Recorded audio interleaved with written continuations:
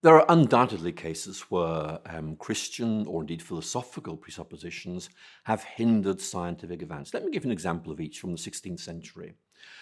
Christians got so used to reading the Bible on the assumption that the sun went round the earth, that in effect they assumed that the Bible said that the sun went round the earth, whereas in fact they were simply reading it with this presupposition. They got so used to it they failed to realize it was just a presupposition, not something that was there in the text.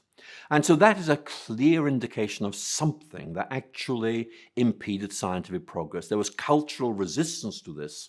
But when you began to read Scripture more clearly, you began to realize it didn't actually say this. It was simply assumed it said this.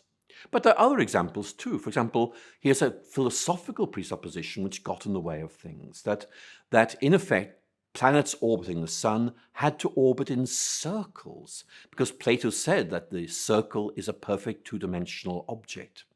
And of course, we all know that planets actually orbit in ellipses, slightly flattened circles.